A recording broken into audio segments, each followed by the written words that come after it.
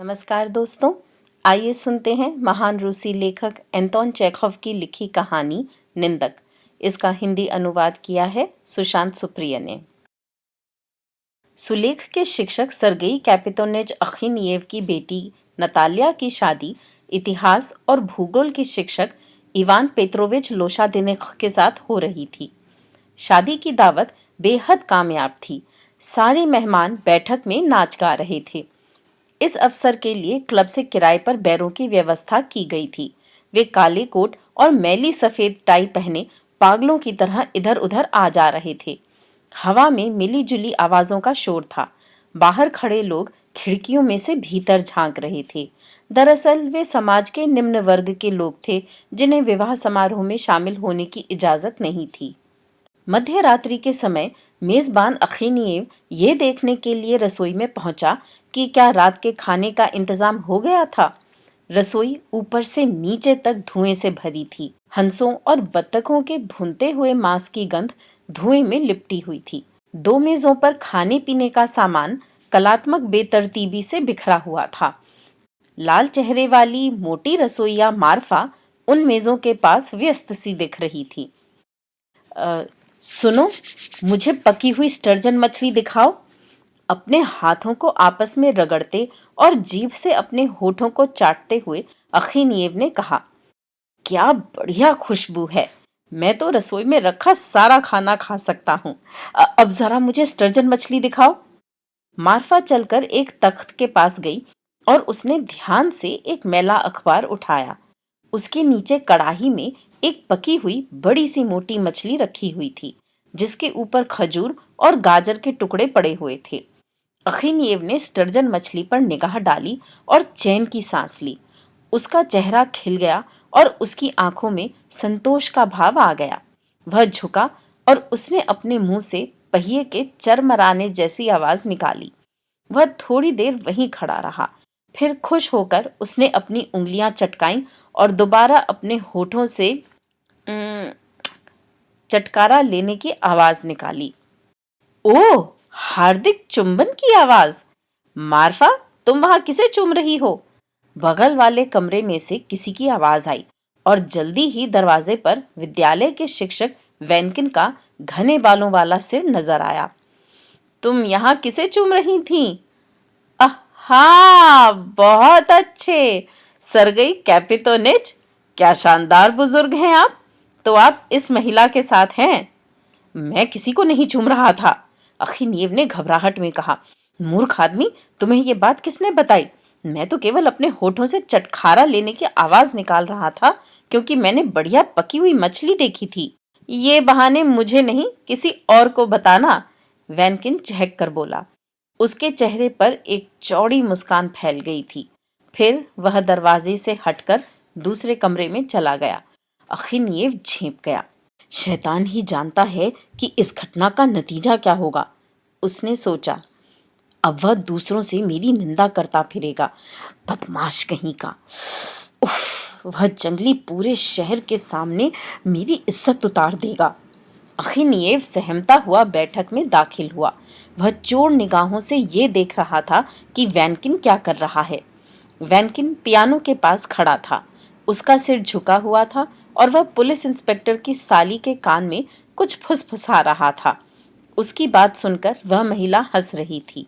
जरूर वह मेरी ही निंदा कर रहा है, अखिनिएव ने सोचा। शैतान उसका बेड़ा गर्क करे। उस स्त्री ने वैनकिन की बातों को सच मान लिया है, तभी तो वह हंस रही है। हे ईश्वर, नहीं, मैं इस बात को ऐसे ही नहीं छोड़ सकता। मुझे लोगों को सच्चाई बतानी ही पड़ेगी ताकि कोई भी वैनकिन की बातों पर यकीन न करे। मैं खुद इस बारे में सबको बताऊंगा ताकि अंत में वैनकिन की बातें मनगढ़ंत गप साबित हों। घबराहट में अपने सिर को खुजलाते हुए अखिनिएव चलकर पस्तेक्योई के पास पहुंचा। अभी थोड़ी देर पहले मैं रात के खाने की तैयारी देखने के लिए रसोई में गया था, उसने अपने फ्रांसीसी मेहमान से कहा। मुझे पता है आपको मछली पसंद है, इसलिए मैंने एक खास बड़ी स्टर्जन मछली का इंतजाम किया है। लगभग 2 गज लंबी मछली। अरे, वह बात आपको बताना तो मैं भूल ही गया। रसोई में उस स्टर्जन मछली से जुड़ा एक किस्सा मैं आपको बताता हूँ। थोड़ी देर पहले मैं रात के खाने का इंतजाम देखने के लिए रसोई में गया।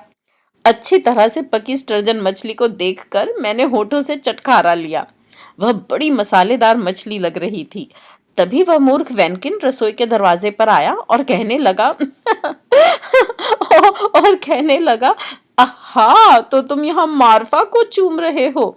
आप ही सोचिए, रसोइये का चुंबन, क्या मन गढ़ंत बात थी। महामूढ़ व्यक्ति। वह औरत वैसे ही दिखने में बदसूरत है, वह किसी बंदरिया सी लगती है, जबकि वह मूर्ख आदमी बेसिर पैर की बात कर रहा था कि हम एक दूसरे को चूम रहे थे। कितना अजीब आदमी है। कौन अजीब आदमी है? उनकी ओर आते हुए तारांतुलोव ने पूछा। अरे, मैं वेनकिन की बात कर रहा हूँ। अभी थोड़ी देर पहले मैं रसोई में गया। मार्फा और स्टर्जन मछली की कहानी दोहराई गई। उसकी बात सुनकर मुझे हंसी आ रही है। कितना अजीब आदमी है। मेरे ख्याल से मार्फा को चूमने के बजाय किसी कुत्ते को चूमना सुखद होगा, अखिनिएव ने कहा और मुड़ने पर उसने मजदा को देखा। हम वैनकिन के बारे में बात कर रहे थे, उसने मजदा से कहा। कितना अजीब आदमी है। वह रसोई में घुसा और उसने मुझे मार्फा के बगल में खड़ा पाया। बस फिर क्या था, वह उसी समय हम दोनों के बारे में वाहियात कहानियां गढ़ने लगा।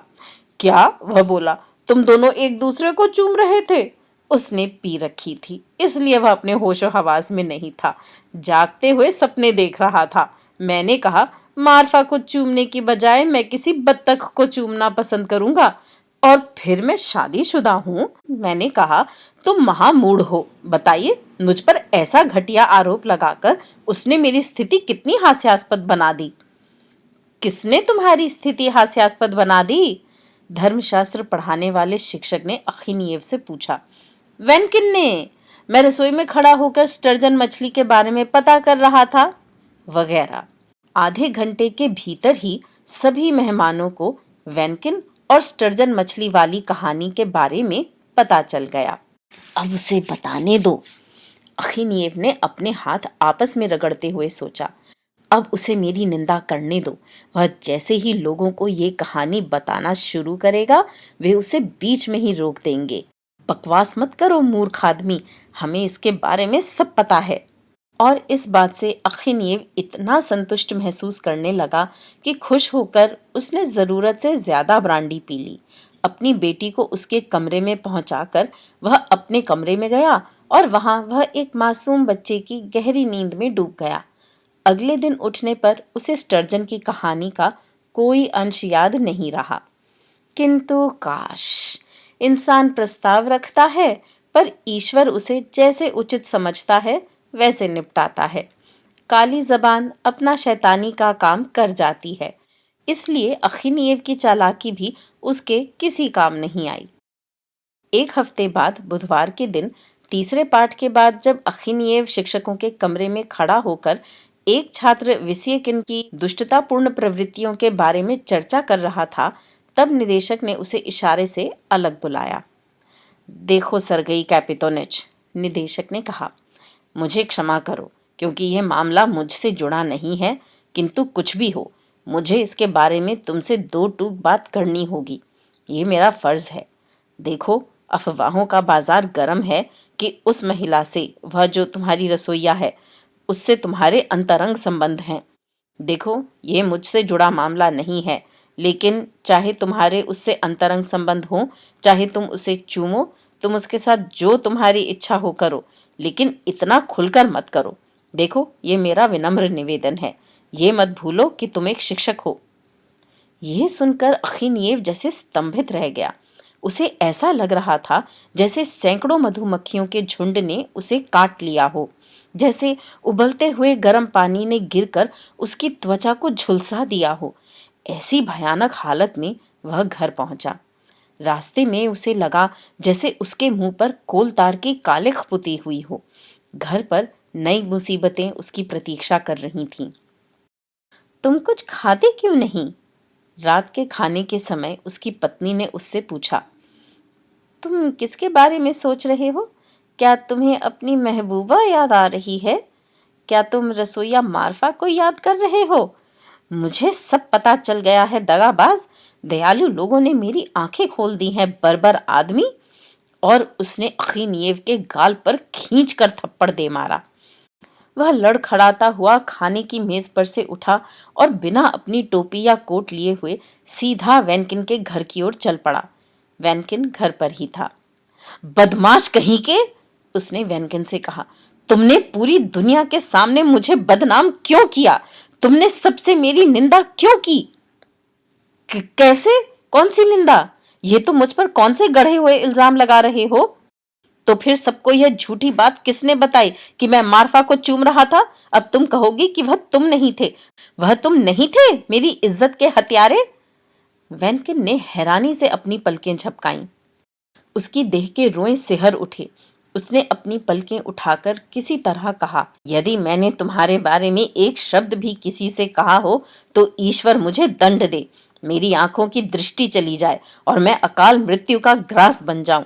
न मेरे पास मकान रहे, न मेरा घर बचे।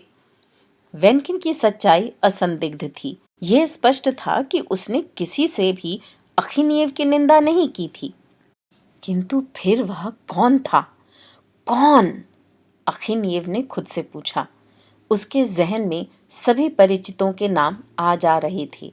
अपनी छाती पर हाथ मारते हुए वह फिर बोला, आखिर कौन था वह निंदक? दोस्तों, अभी आप सुन रहे थे महान रूसी लेखक एंटोन चेखव की लिखी कहानी निंदक। मेरे चैनल पर आने के लिए और इन कहानियों को सुनने के लिए आपका धन्यवाद।